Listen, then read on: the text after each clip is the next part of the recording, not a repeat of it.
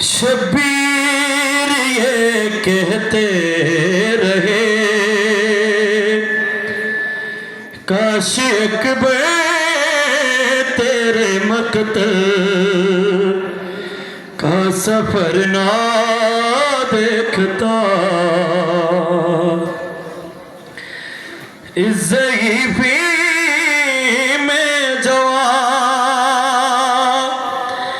इस ज़ईफ़ी में जवान बेटे का गम कैसे सहे। काश अकबर तेरे मकतल का सफर ना देखता। ठहर जा कुछ देर बेटा, ना कदम आगे बढ़ा, ना कभी जी भर के देखा वक्त रुखसत आ गया।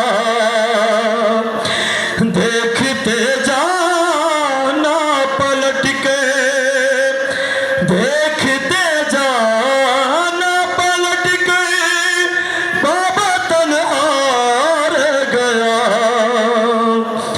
काश अकबर तेरे मकतल का सफर ना देखता।